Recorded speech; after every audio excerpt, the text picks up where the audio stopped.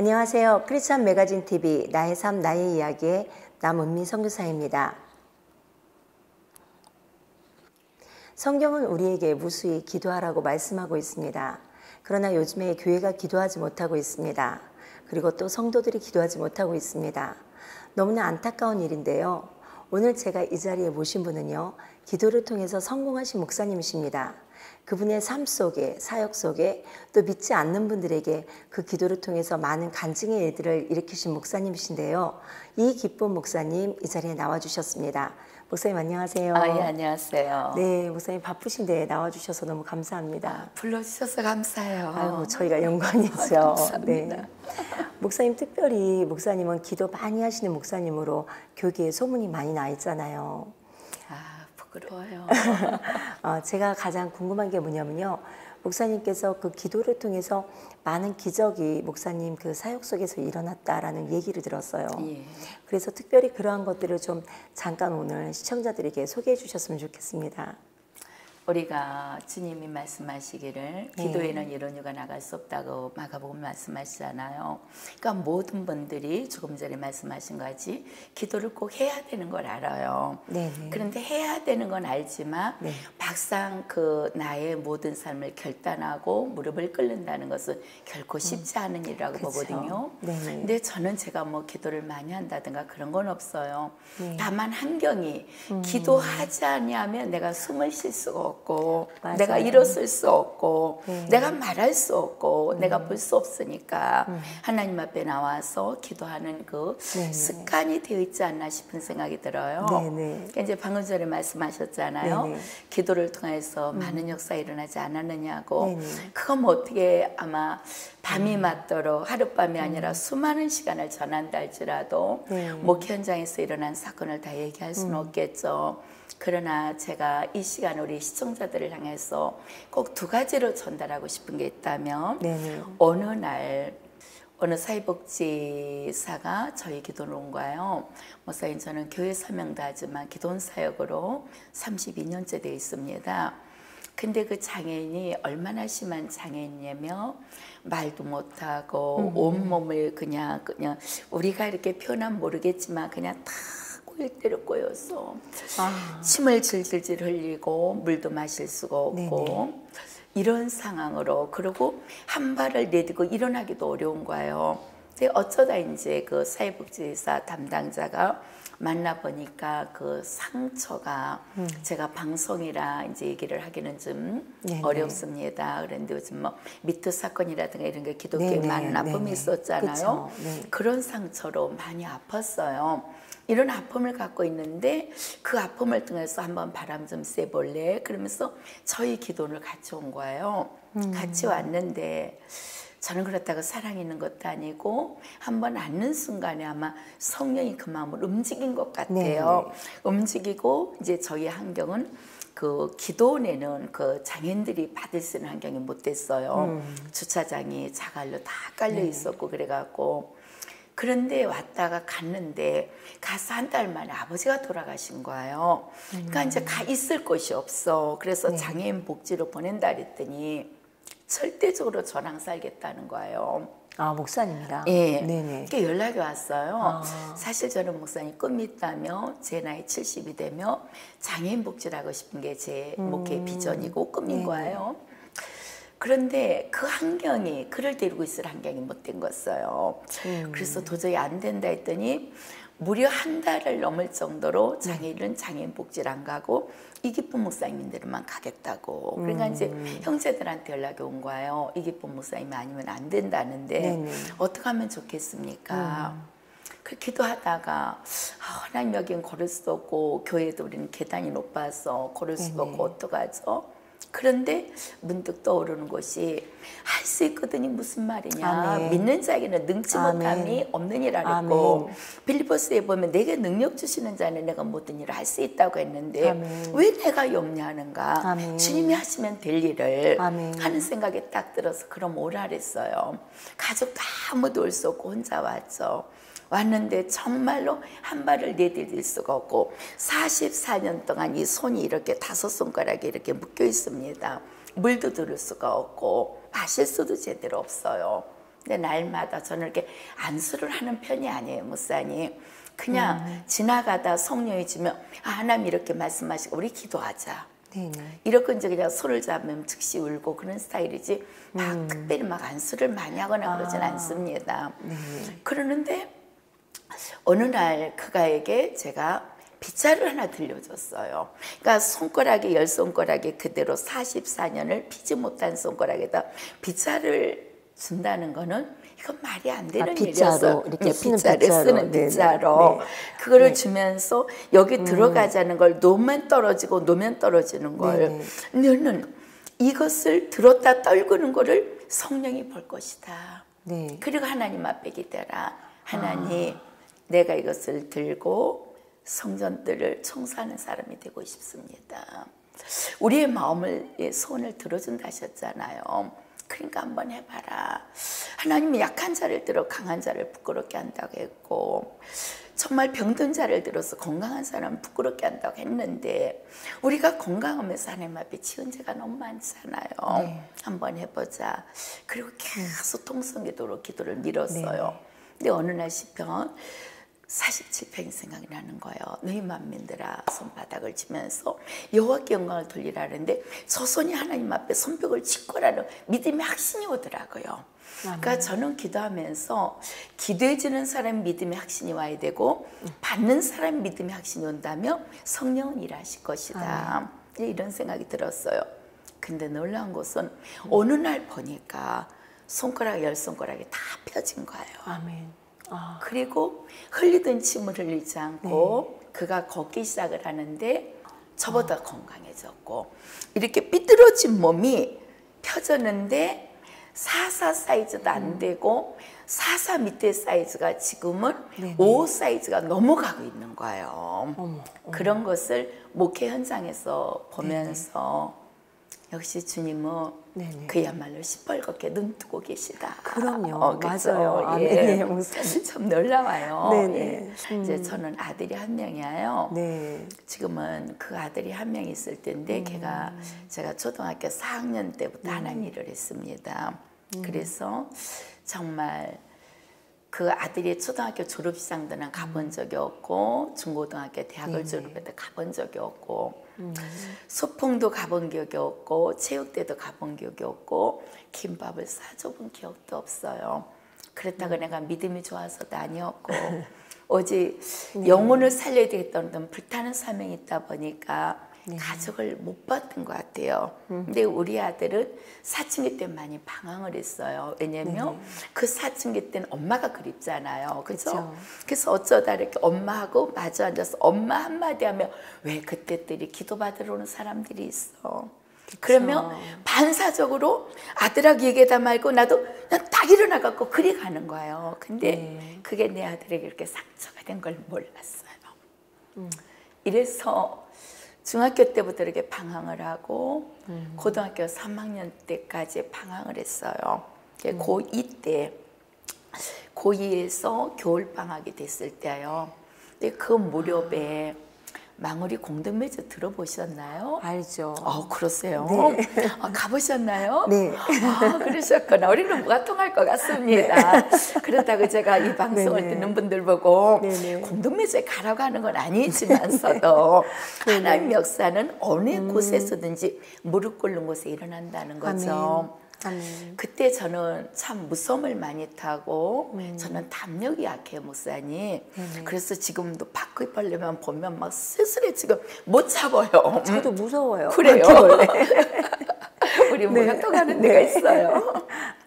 그러는데 어느 날인가부터 저는 이제 하나님 앞에 그 부름을 받으면서부터 영시철야 부름을 받았어요. 그래서 하나님을 만난 순간부터 철야를 시작했으니까 철야로 끝나는 목회자입니다.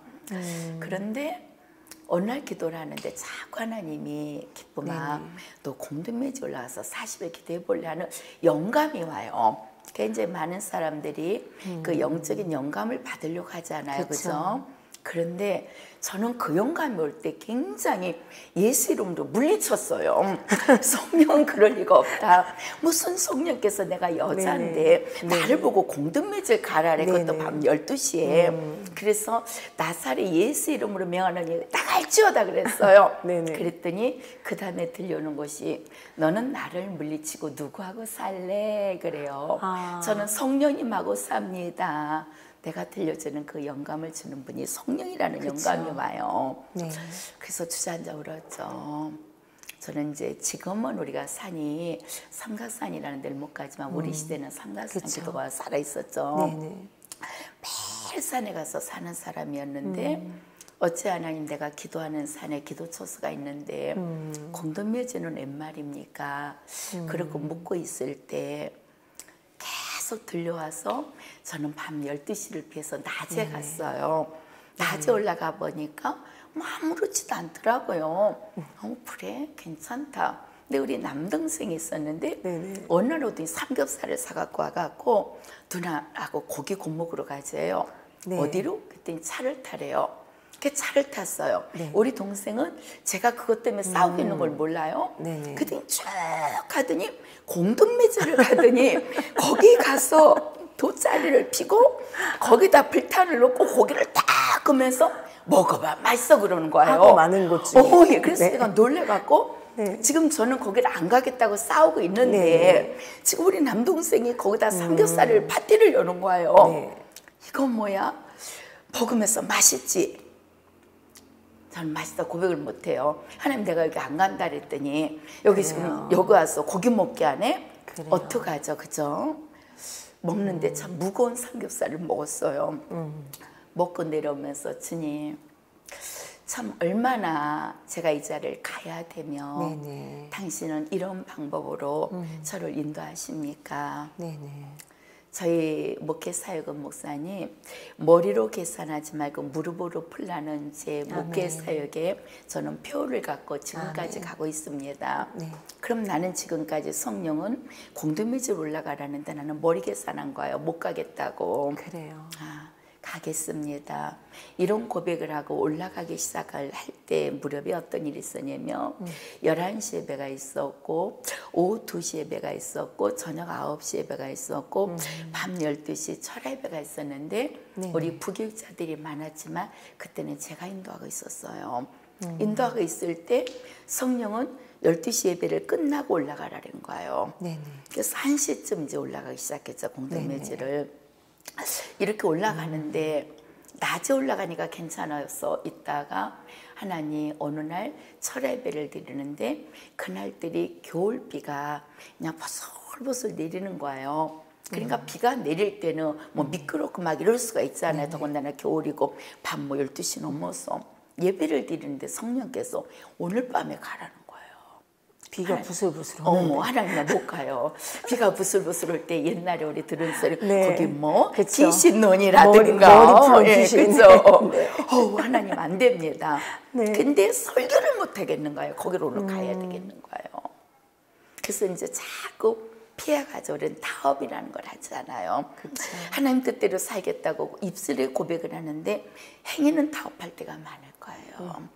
저는 타업을 하고 있는 거예요. 하나님 오늘 안 가고 내일 가겠습니다. 나는 스카트를 입고 왔습니다. 어떻게 올라갈 수가 있겠습니까? 그리고 하나님 비가 오니까 불빛도 없습니다. 그리고 하나님 후레쉬도 없습니다. 근데 자꾸 강대상이 때 원목으로 돼 있었는데 강대상 문을 열으면 후레쉬가 있을 것 같은 마음이 오는 거예요. 근데 너무 놀란 것은 제가 그날 2시 예배를 드리고 분명 꼭 강대상에 있는 그 서랍을 열어봤을 때 아무것도 없었어요. 그래서 확실하게 고백했어요. 하나님 내가 아까 열어봤습니다. 없습니다. 있으면 가겠습니다. 그런 거예요. 그런데 여는 순간 기절을 한 거예요. 누가 갖다 놓았어요. 누가 놓았을까요? 우리 하나님이 누군가를 통해서 내가 확인하게 했고 그 다음 놓았던 거예요. 그걸 붙드는 순간에 눈에서 눈물이 부르르 흐르면서 이걸 딱 잡는데 우리 성도들은 다 눈치가 9단이에요. 7단이 넘어요. 저를 쳐다보는 성도가 아무도 없고 다 땅을 봐요. 안 따라가려고요. 안 가려고요. 가자 그랬어. 못 가겠다는 사람 못 가고 그날 첫날 올라간 분이 70명이 올라갔습니다. 어머머.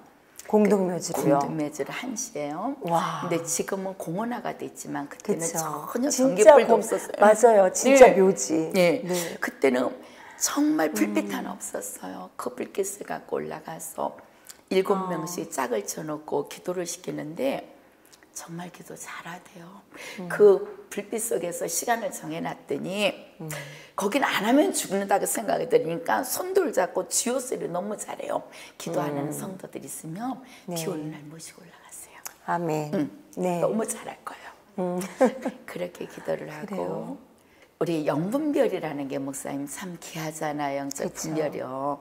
근데 3일째 되던 날인데 기도를 막 하는데 어디서부터 들려오는데 기쁨아 너 많이 배고팠지 많이 추웠지 어머 그러는 거예요. 저는요 제가 거길 가기 싫은 거를 알고 하나님이 그거를 행해서 올라갔더니 저를 불쌍히 본 줄 알고 하나님 저 너무 아팠어요. 그랬더니 네가 은을 달래면 은을 주고 금을 달래면 금을 줄 테니까 너 여기 안 와도 된다는 거예요. 어머 근데 내 서름에 막 울은 거예요. 하나님이 보셨구나 싶어갖고 그러는 순간에 머리가 하늘로 쫙 비치는 거예요. 어머 이건 사단의 역사구나. 강맹의 천사의 빛을 띤 사단의 네네. 역사로구나. 네네. 예수님으로 막 물리쳤어요. 물리치는 순간에 마지막에 들려온 것은 내가 너를 어떻게 죽이는가 봐. 그리고 사단은 떠났어요. 근데 이제 목사님 그 전날 어떤 일이 있었냐면 겨울방학을 한 거예요. 우리 아들이요. 그랬더니 주일 예배를 딱 드리더니 엄마 나 애할머니한테 가가지고 하룻밤 자고 오면 안 돼? 네네. 뭐 어차피 나 밥 못 해주는 엄마니까. 그래 알았어. 갔다 그랬어요. 그 우리 아들이 애갓집을 간 거예요. 가고 이제 바로 그 다음 날인 거예요. 그리고 이제 끝나고 성도들을 다 태워주고 집으로 오는데 왠지 모르게 내가 너를 어떻게 죽이는가 봐. 예수님도 40일 금식을 했더니 그쵸. 자기가 시험을 했잖아요. 그래요. 우리라고 왜 시험을 안 하겠어요. 네. 그래서 만물의 때가 가까웠기 때문에 우리는 정신을 차려 깨어 근신하라 그랬잖아요.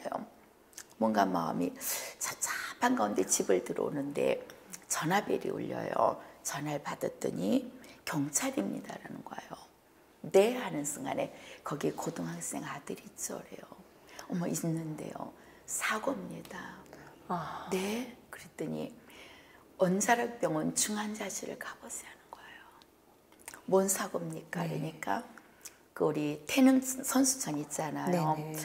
거기에서 어떤 차와 부딪혔는지 우리 아들이 친구 오토바이를 타고 가다가 자동차하고 뺑소니를 쳐서 당해서 얘네들이 둘이 쓰러져서 죽어 있는 애들을 콩나물을 배달을 가는 분이 새벽에 가다가 발견을 한 거예요. 네네. 그러니까 언제 사고가 났는지도 모르고 네네. 어떻게 죽어 있는지도 모르는데 얘를 그 콩나물을 배달 가는 분이 그걸 발견하고 신고를 해서 경찰이 와갖고 우리 아들을 원자력병원 네네. 중환자실에다 놓은 거예요. 네네. 전화가 와서 받고 우리 남편 장로님하고 갑시다. 그리고 일어나서 옷을 입고 나가는데 다시 전화가 오는 거예요. 네네. 방금 전에 전화했던 경찰입니다. 네네. 네, 그랬더니 서울 이생병원, 지금은 삼육병원입니다. 네네. 서울 삼육병원 중환자실을 가보세요. 네네. 원자력병원에 학생이 없으면 삼육병원 중환자실에 있을 겁니다. 라는 거예요. 예, 알았습니다. 전화를 끊는데 두 군데 갈 만큼 여유가 없더라고요. 그래서 즉시 하나님 앞에 기도해서 하나님, 저는 우리 아들이 있는 데를 직접 가고 싶습니다.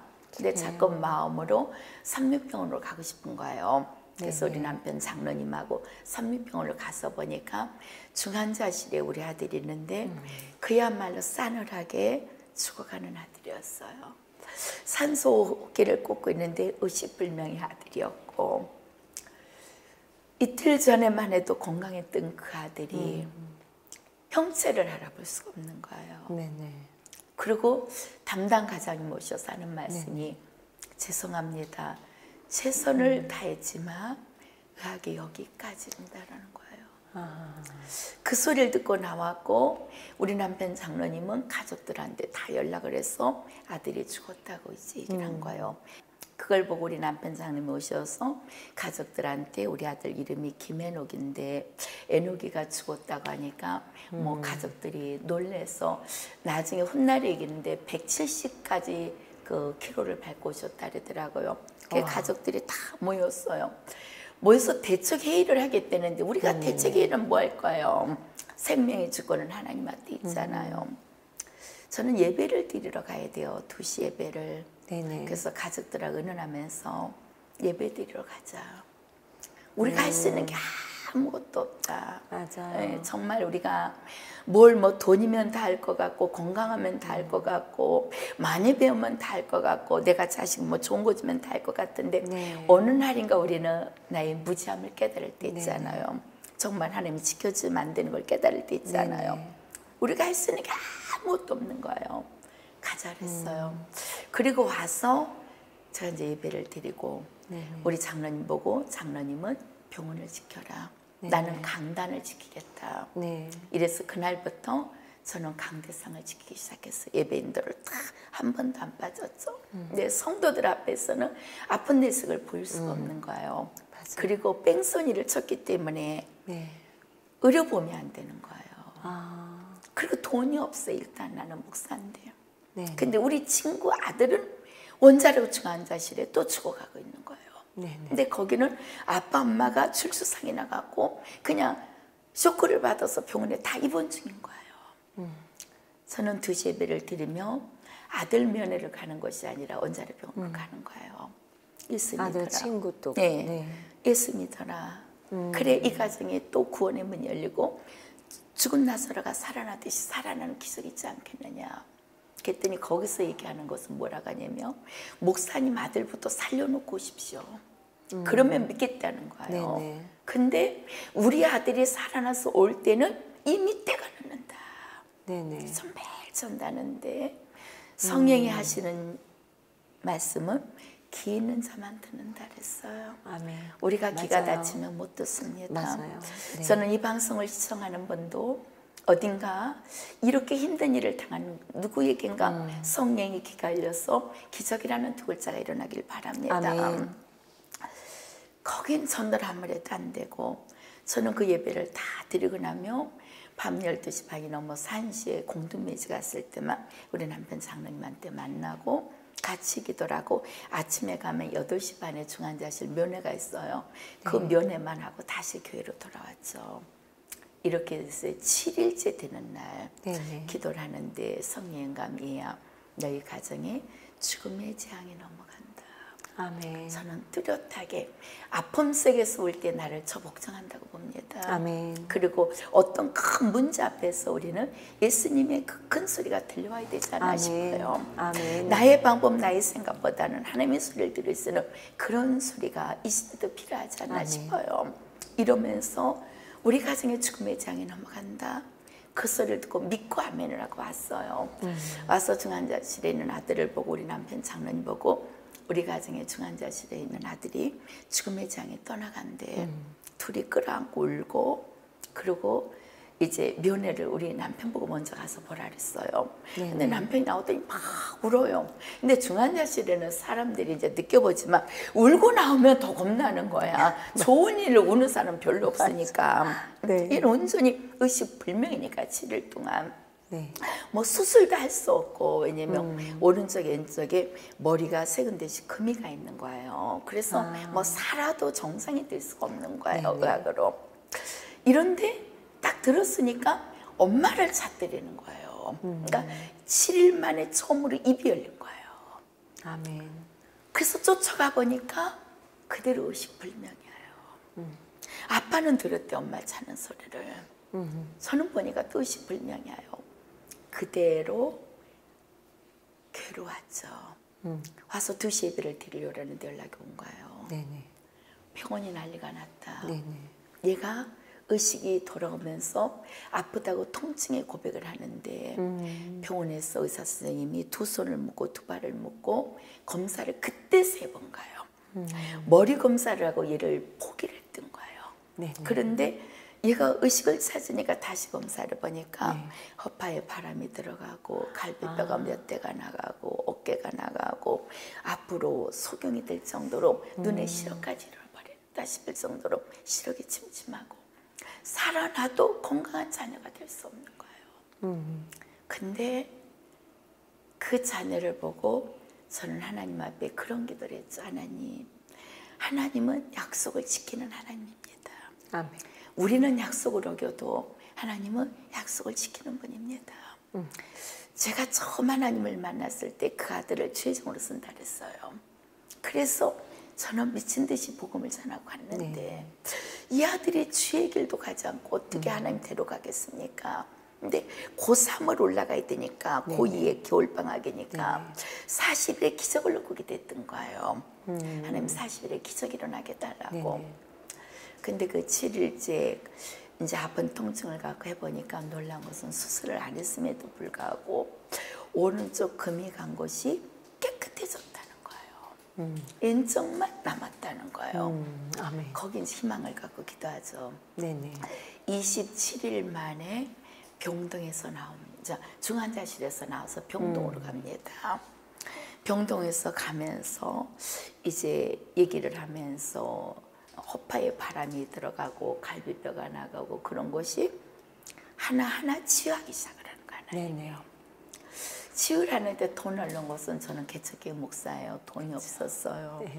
근데 지나가는 사람이 저를 끌어안으며 오늘 병원비가 100만 원이며 내 주머니에 100만 원이 들어와 있고 우리 아들이 정신을 잃어서 막 먹고 싶다는데 단감을 한 박스를 갖다 놓으면 한 박스를 다 먹는 거예요. 근데 사실 저는 단감 한 박스 사실 돈도 없었어요. 뺑소니를 당했기 때문에 병원비도 나올 돈이 없었어. 그런데 놀라운 것은 믿지 않는 사람도 과일 가게 하는 분이 안녕하세요 인사는 목사님 오세요. 이러면 우리 아들이 먹고 싶은 걸 주는 거예요. 맞아요. 참 하나님은 놀라워요. 네, 맞아요. 예. 목사님, 제가 목사님 이렇게 얘기를 들어보면서 와, 우리 목사님이 정말 남다르게 사역을 하신다라는 그런 마음이 들었거든요. 혹시 목사님 이 목회도 보니까 그냥 일반적으로 시작을 하신 건 아닌 것 같아요. 그러죠. 네네. 혹시 시작하게 된 동기를 말씀해 주시면 어떨까요? 네. 이제 믿지 않은 가정에서 살았고 그러다 죽을 병에 걸려 사는 만났어요. 그 얘기를 쭉 하다 보면 한 시간은 갈 것 같고. 네네네. 근데 이제 우리 모두가 하나님을 만날 때는 대가를 지불하잖아요. 그렇죠? 네. 그 대가를 지불하는 게 저는 이제 아들을 천국을 보내놓고 그러고 이제 하나님 만났습니다. 아, 그럼 자녀분 한 분이 먼저 갔나요? 예. 그러고 이제 하나님을 만났어요. 만나고 그 후유증으로 제가 이제 너무 쇼크사가 돼서 그 우울증과 정신병원 질환이 같이 와서 이제 청량리 정신병원 같은 데 가고 또 어디를 가니까 무당컷을 해야 된다 그래서 무당컷도 한번 해보고 또 정신적으로 수양을 해야 된다 그래서 절간도 가보고 뭐 사든 사업은 다 내려놓고 하루아침에 길거리로 나가는 정말 길거리의 거지 아닌 거지가 된 거예요. 정말 우리 시대는 목사님 그 옷을 의상실에서 맞춰 입는 옷을 입었죠. 네네. 그러니까 맞춰 입는 옷이 아니면 안 입는 스타일이었는데 네네.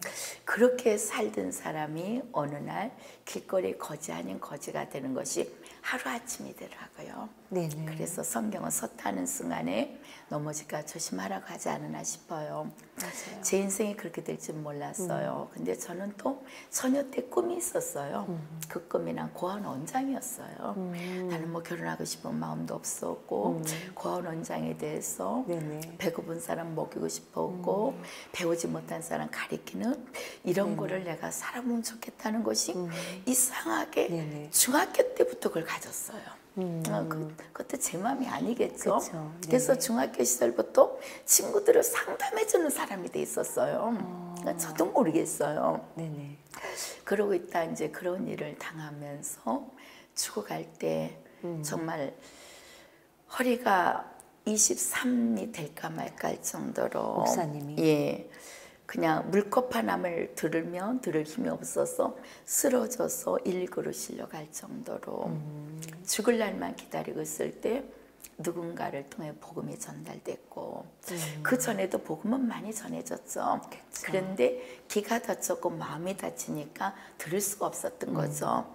근데 내가 모든 것을 세상적으로 해보고 안 되니까 지푸라기라도 잡는 심정으로 네. 그래 마지막에 이분을 만나며 산다고 하니까 살아볼까 하는 어떤 욕구가 움직였던 것이 알고 보면 하나님 섭리였던 것 같아요. 그러면서 교회를 나갔고 나간다고 믿음이 생긴 건 아니잖아요. 그렇죠? 한 3년이라는 설을 방황하다가 1980년 4월 24일 날 밤에 제가 성령을 체험했죠. 체험하고 났는데 그날로 병을 고쳤어요. 아멘. 그날로.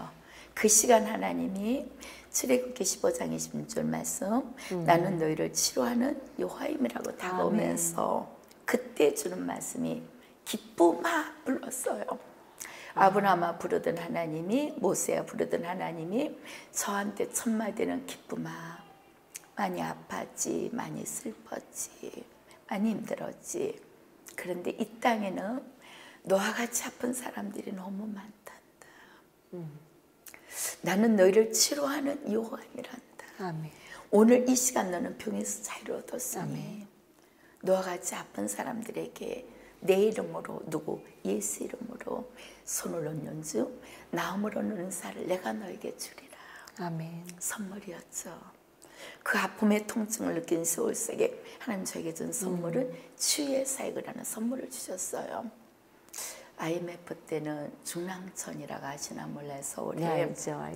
네. 거기로 무료급식을 그 공원에서 네. 하루 200명 가까이를 월요일부터 토요일까지 네. 하면서 제가 어떤 것까지 무료급식 속에서 하면서 정말 하느냐며 어느 날은 살이 없는데 내일 밥을 해줄 돈이 없는 거예요.